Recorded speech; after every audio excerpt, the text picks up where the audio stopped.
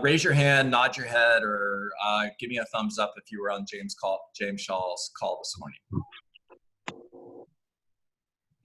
No one.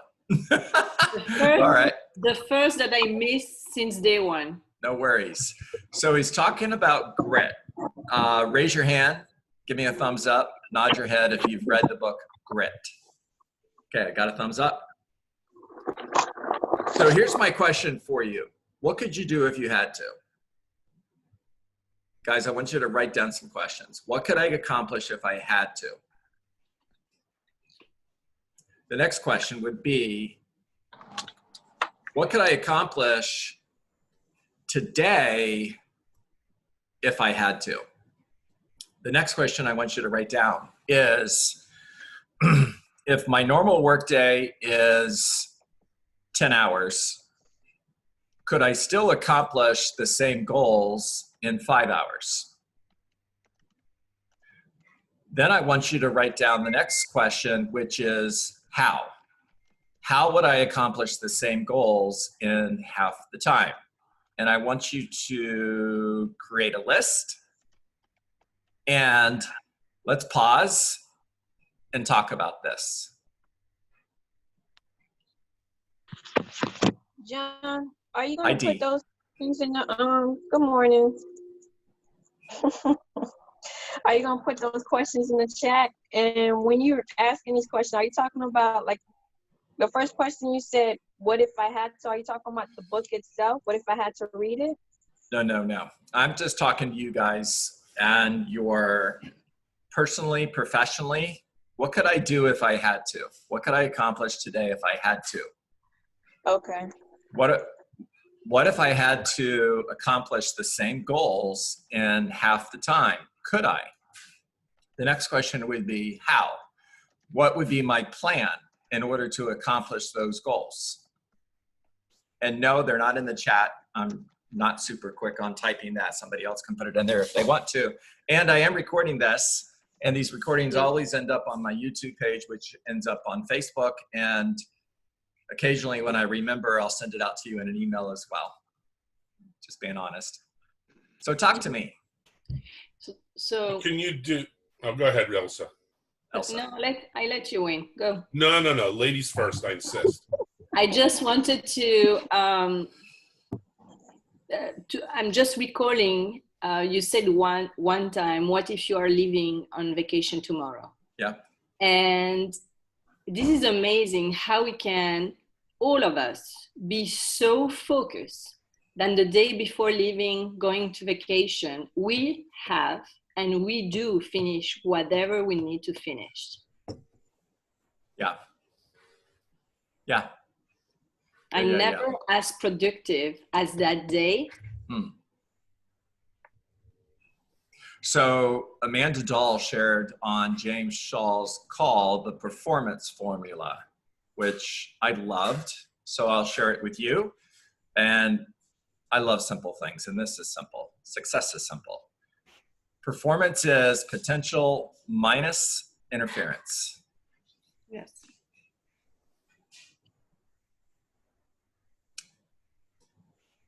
If I'm not accomplishing my goals, is it because mindset, skill set, or distractions?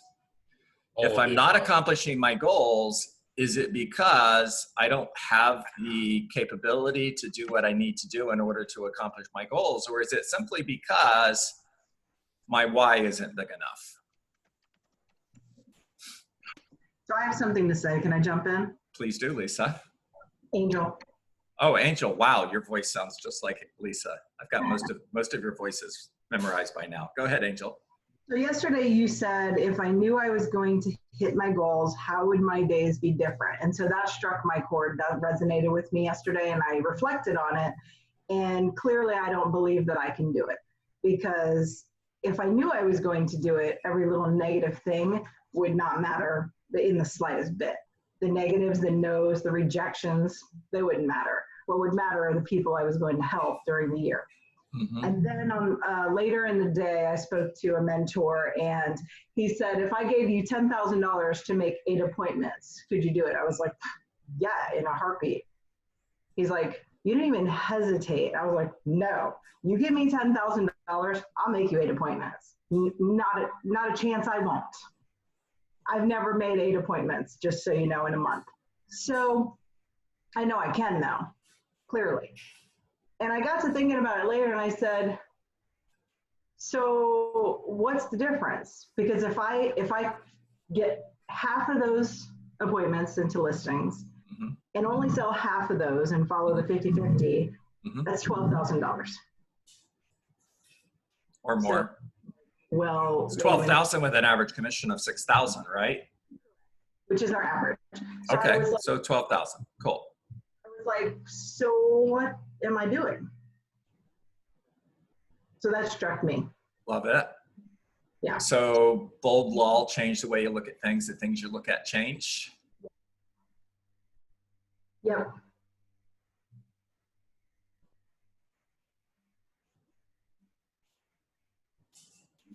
I think the interference and the distraction is a huge part, at least for me. And I'm trying to put system in place. Like it's stupid, but on my computer, I have all the time notification. Anytime I have a text message, every time somebody is sending me an email, whatever. So I went clueless to my kids, say, what the hell, how do I stop this notification? So they show me already how to do that. So that's allowed me to be already, more focused whenever I'm on my screen.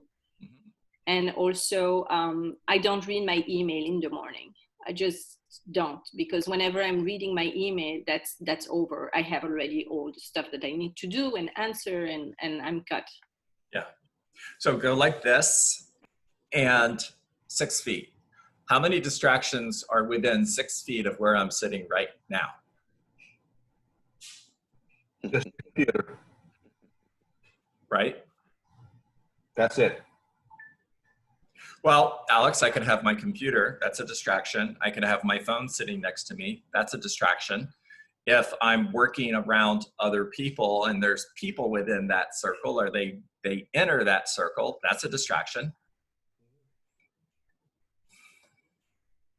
If I'm listening to music or anything else, that's a distraction. If the TV's on in the background, that's a distraction.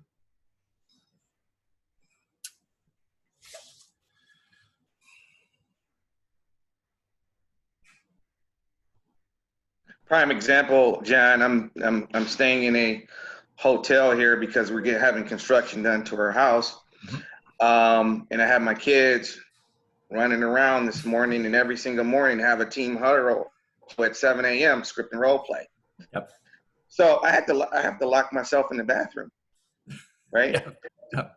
To get away from the noise that's out in the living room area. Yep.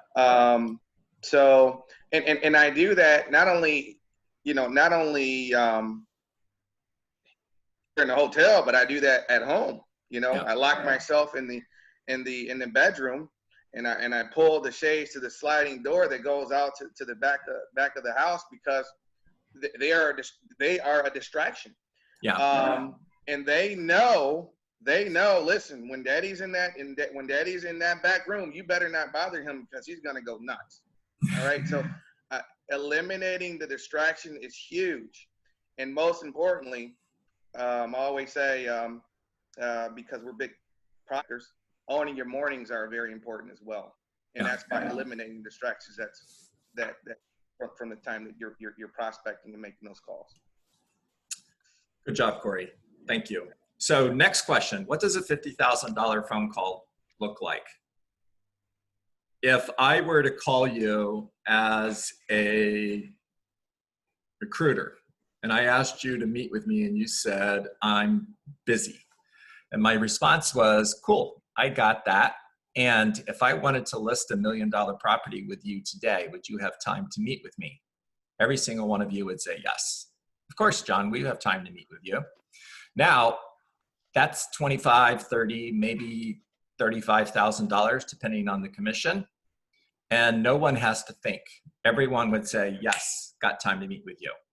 Now, if I were to have a 30-minute conversation with you, and you could walk away from that 30-minute conversation with 5 ideas that you can implement into your real estate business that would increase your production by 5 additional sales, and your average commission check is $10,000 or Angel $30,000 or 40, whatever it is.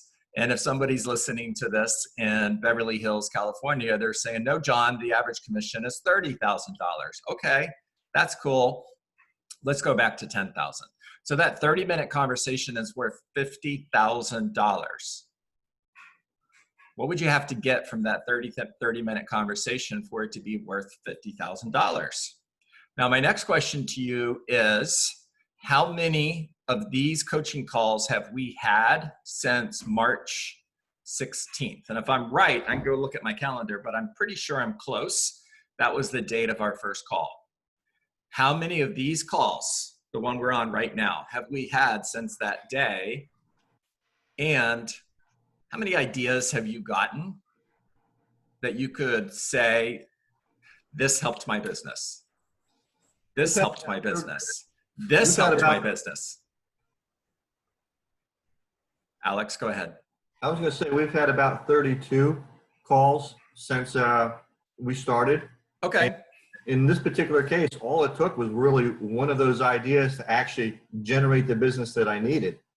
That's really all it takes. And anything else is really gravy. Okay.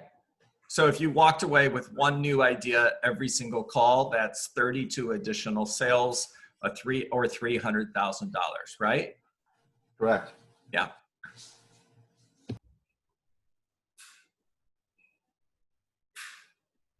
So, next question. How many of those ideas have you implemented? How many additional sales have you done? If I asked you, if I showed up at your doorstep tomorrow and knocked on the door and I said, hey, Wayne, I'm just talking to the pictures that are in my screen. Let me go to another screen so I'm talking to somebody new. I said, Shirley, Kevin, Eddie, Paige, Vilmer, Jeff, Gonzalo, D, Christian, show me the notes from those 32 calls. What would that look like? Why am I talking to you about this? I don't just jump on these calls and just talk to you about whatever is on the top of my mind. I promise you I put a lot of time into preparing for this. There's a reason. Why am I talking to you about this today? John, I think you're talking about the do part of be, do, have. Okay, love that. Paige, you're right. Be more purposeful. Okay, I like that too. Motivation. Yeah, what's that look like? That looks like every morning getting on and everybody communicating with each other and getting sight to lead generate, see their customers, positive energy. You know, it's a tough time recently for the past 90 days. And a lot of people need this. I agree. And Wayne, there's a reason that this is the 32nd call we've had and there's still 50 people on the call. I don't think it's because you guys are getting entertained, because I think there's a lot more out there that's more entertaining than I am. You could turn on Netflix and have a lot more fun than being on this call. It's boring. Okay. Netflix. This is okay. Listen, we could watch movies all night long, but from 7 to 7 is when we do business and we motivate and move and shake up the world, or at least in our little community. Yeah, and we all have different goals. We all have different motivation. And when I hear motivation, and I agree with you, by the way, motivation to me looks different than motivation to someone else, and to someone else, and to someone else. Well, of course. And it's okay to have a goal to make $1 million. It's also okay to have a goal to earn $30,000. I mean, your goal is your goal. I'm not going to coach you to my goal. I'm coaching you to your goal. John? Really helped us stay in the game. John. You know, I get so many ahas from these calls from our team because our team is on this. It's really helped the mindset, man, over the last 2 months. 100%. Love that. And thank you, Corey. Fascinating. Exactly right, Corey. Exactly right. Thank This you. also gives us the opportunity to go continue to learn. You are a great instructor. You teach us. And again, if we walk away with learning one thing, that's one more thing that we didn't know in the past that we're able to put to use. And Okay, it has to be repetitive, John, because every time, all throughout history, when people say you're in a classroom for an hour and we're learning something, the moment you step out of that classroom, most everybody forgets about 90% of it, if not more.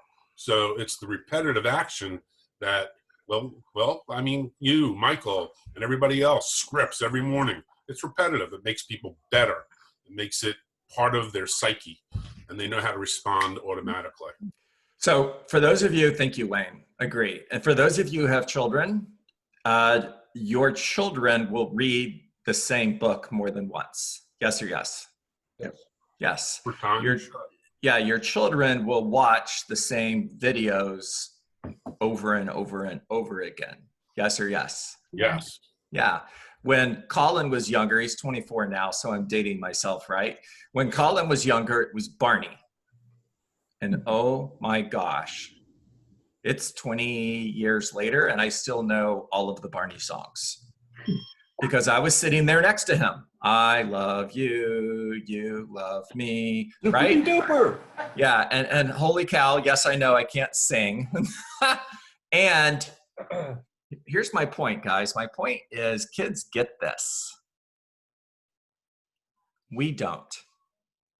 Different generation. Well, yeah, and We have to go backwards to do it. and we outgrow it. We outgrow it. What do you call an adult who reads 4 books a year? Average. That's average. The average adult reads 4 books a year or less. What do you call a child who reads 4 books a year? Behind. Growing and learning. No, dude, the average child reads 4 books a day. They read 4 books a week.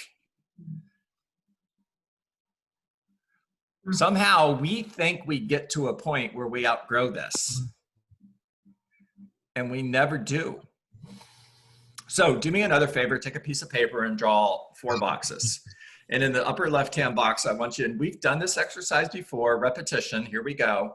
Repetition is the mother of learning.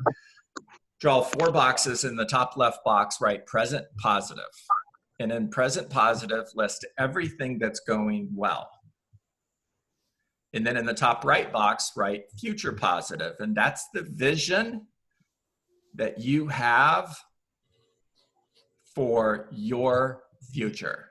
What does that look like? And then the bottom left box is present negative. Those are all the obstacles that stand between you and future positive.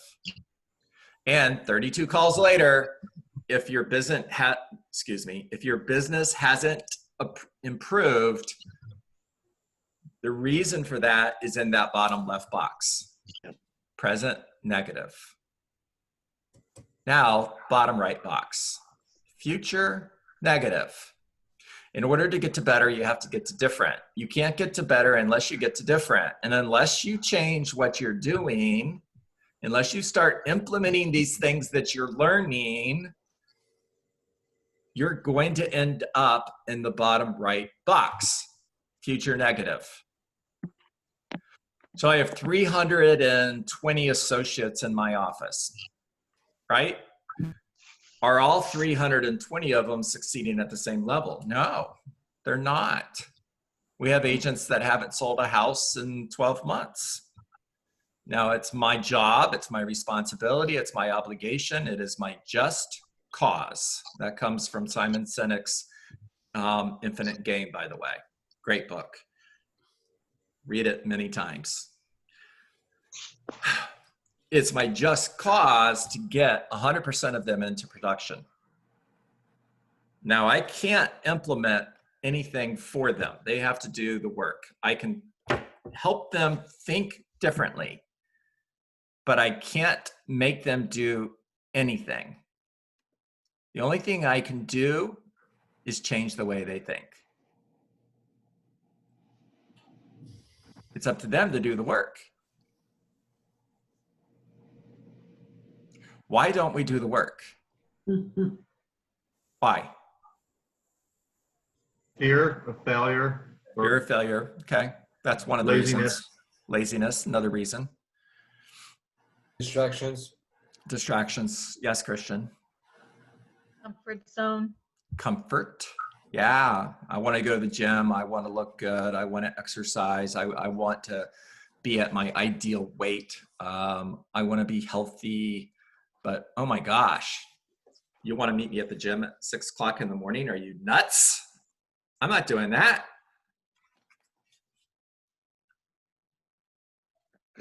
I tell agents we have to look at this profession as a job, right? If we were a salaried employee that was making $100,000 a year, you had to be at work at 8 o'clock. That's exactly right? what Angel was sharing earlier, Corey. You have to be at work at 8 o'clock, and you have to do exactly what the leader is telling you to do. And if you're not, then guess what? You're not going to be part of the company. So we have to look at, because we're self-employed and we make up our own schedule, then there's so many distractions that's coming at us that's off our game. And that's why we see agents not perform at a high level. Okay. That's my thought process. I agree with you. Yeah. You know, for the first time in my life, I have a job, Corey. Mm-hmm. I've never been an employee until I became a team leader. And I wish, holy cow, 21040, I wish that existed when I was a real estate agent. I would have sold a lot more homes. And I sold a lot of houses. I'm not saying that to brag, guys. I'm just saying it's true. I sold between 100 and 120 homes a year for more than 10 years. And yet, I could have done a lot more. If someone would have enforced 21040, I would have sold a lot more homes.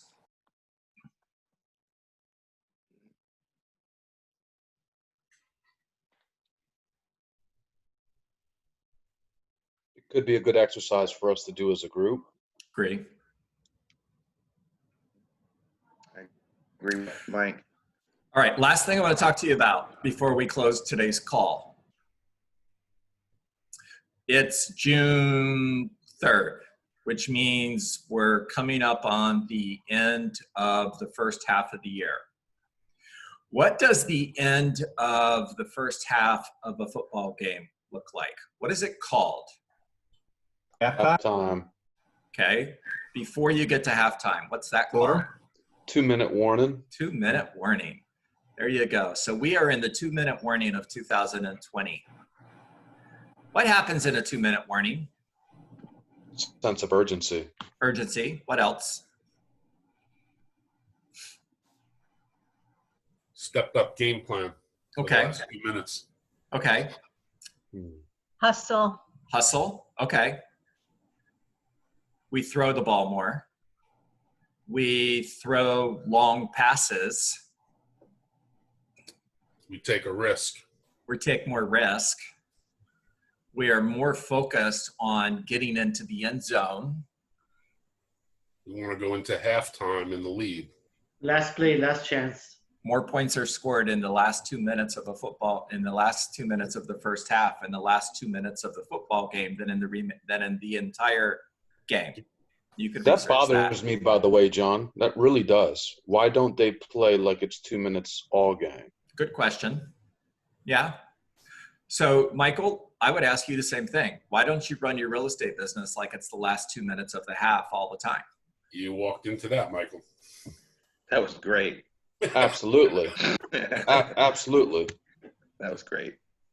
What would that look like? What is a long pass? A long pass is find somebody who needs to list 6 homes, not 1, but 6. The difference is you have nothing to lose. You take the risk, you have nothing to lose. Okay. So the last a 2-minute exercise is an actual exercise that you could do for fun. And make a list of what does that mean in my business? What does that look like? What would I do in order to take more listings? That's your focus question, guys. How many listings have you taken so far this year? How many are you going to take in the month of June going into halftime? What would you do if you were running your real estate business like you were in the last 2 minutes of the half? And create a plan around that and run your real estate business that way.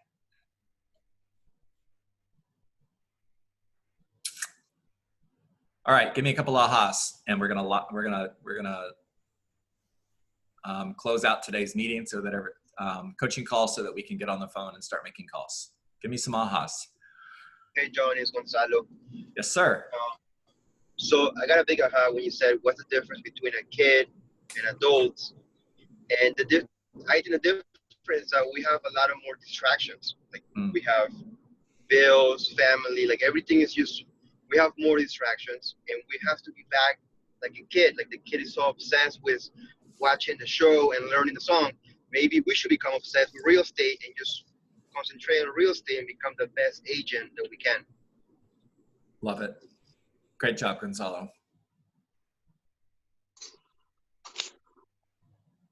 Hey, John. Yes, sir.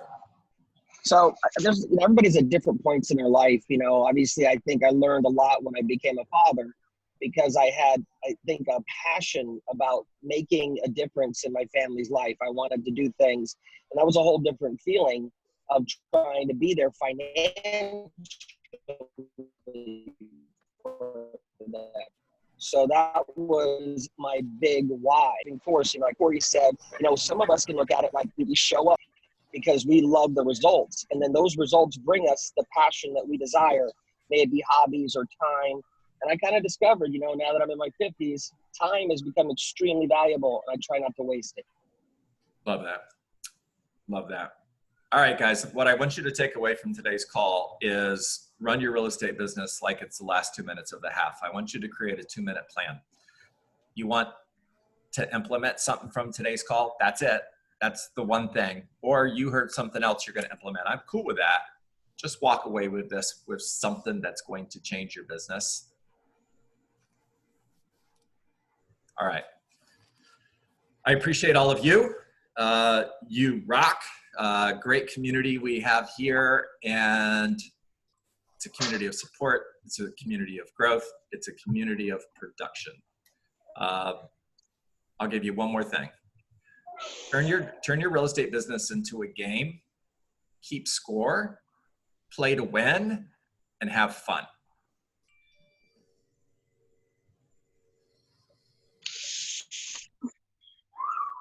Sounds like the perfect plan. There you go, buddy. All right, everybody, make it a great day. Thanks, John. Thanks, John. Thanks, John.